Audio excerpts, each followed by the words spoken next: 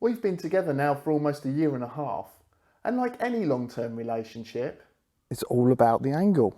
just like me, you've shown Some signs of wear and tear, and have, faded in the sun.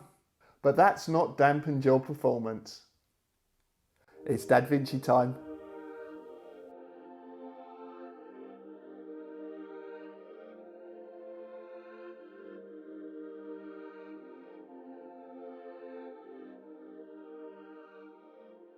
So I thought it was about time I did an update video on the 60-watt foldable solar charger from ALLPOWERS. The original unboxing video is currently being suggested in the top corner right now.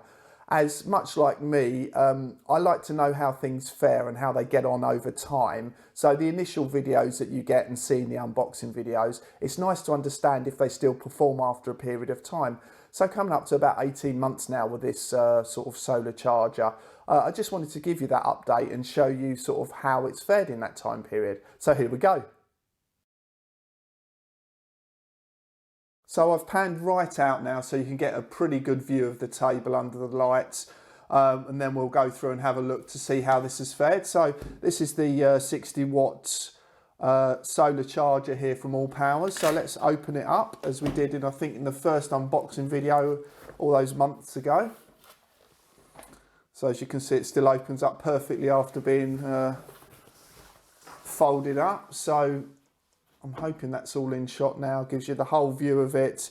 The panels themselves, a few marks on them and that, bits and pieces, but all still clean. So what we'll do now is we'll just focus in on some certain areas with the camera, but I need to move around to pan in for that, and then we can have a look how it's actually fared up. Right, extreme close-up time now, just to have a look to see how the solar charger is actually worn, and obviously with it being folded all the time when it's not in use and put away, there's going to be some creases on here, but I think you can see on there the fabric has actually lasted really well. I mean, there's some lines on there as you'd expect for the time period this has been used, but there's nothing that's actually gone through on this, and you might be able to see on there. Let's move over a bit. You might be able to see on here like the wires that connect between the panels, which my two fingers are pointing to now. You've got a few lines in there, but again, nothing's stopped working as a result of folding this up. So I think from that element of it, it's lasted. I mean, it's showing signs of wear. I mean, don't get me wrong, but nothing has actually gone through, and this fabric has actually lasted really well. So let's move on to the next bit. So the charging port section here. Let's have a quick look round here. This is still solid. There's no movement on this particular sort of charging port piece here at all. It's still really well connected. There's nothing there. The only thing that I did do was I got a bit enthusiastic on the DC port here, and I pulled the little rubber sort of protector off of that quite a while ago, actually, to be fair. That was more my fault than being heavy-handed. The USB port cover here is still fine. It's still working and still protecting those ports fine. But again, because this is a foldable, I've not seen any problems from using this particular DC port on anything really. Even the Velcro's lasted well on there, which is great. The little pocket here as well is still there. It's got bits and pieces in it where it's just been used everywhere else. But yeah, again, this is obviously an important part of this, and it's absolutely fine. There's nothing wrong with it whatsoever.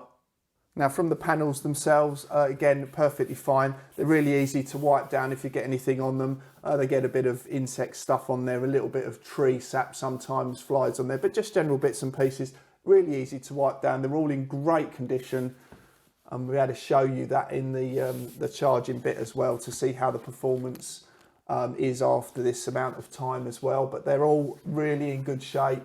There's nothing wrong with that, and they work really well.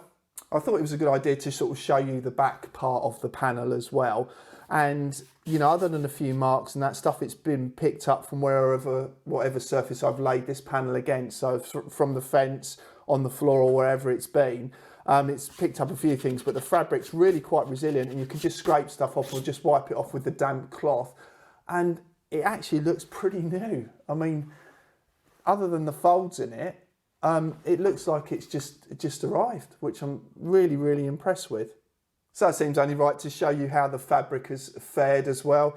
So this is the sun side, and obviously this isn't the sun side, so there's a clear difference here, and it's easy to see that it's faded in the sun. and as you would expect. So another important feature of this particular solar charger is the hooks. I mean, I use these all the time. I rarely lay the panel flat anywhere. I normally connect it or put it up on my fence, or where I'm out and about, I try and attach it to something, which also helps with getting the angle right as well, so you get the most out of it. And this is showing some signs of wear and tear, but as you would expect, it would do because of the sort of surfaces and the things that I attach it to. But to be fair, there's only a few little bits of sort of fluff around it, but it's really still, there's nothing actually wrong with it. And it's still not worn through the outer casing at all or anything. So still strong and still really, really good. So like most solar panels, it's all about the angle. And if you get it right, it increases the watts of whatever you're trying to charge. So whether it's a solar battery or anything that's off USB, it actually increases the amount of voltage and obviously the watts that ultimately end up in your device. So I'm just going to set this up now to the best angle I've found for my garden in the UK. So I've got the angle to about right now, so I'm just going to do some testing of charging the ALLPOWERS 372 watt hour battery to show you the kind of watts we still get in from this long-term winner. First up, charging via the standard DC port on the battery. So let's see what 18 months of usage on this panel has actually done, whether it's still firing on all cylinders. So we know we've had problems with this particular battery with this charging port, as in the fact when it becomes sunny, if you look at the other video that's being suggested at the moment. I'm hoping, oops, we'll get that in frame, get a bit closer. Hoping you can see that. It's charging at 34 watts at the moment. Again, I'm sorry about the glare on this. Trouble is with this sunny day. 34 watts. Right, let's move over to the Anderson port. Anderson port is now connected directly to the solar panel, so let's have a look to see what kind of watts we're getting in now. Now this is going to be the more tricky part for me. And we are charging. That looks like 42 watts. I'm trying to get that in frame for you. Don't keep it still. Charging at 42 watts with a bit of high level cloud as well. Now that is fantastic. Another thing I really like about this panel is obviously the USB ports on it, so you can effectively just charge anything up while you're out and about, especially when you're camping and you want to travel really light perhaps without the power bank, although I prefer to take that with me when I'm going out and about. But you can also just charge another power bank up, so I mean it really is as easy as just plugging it in to the 5 volt USB port, and again I don't know if that's going to show, but that's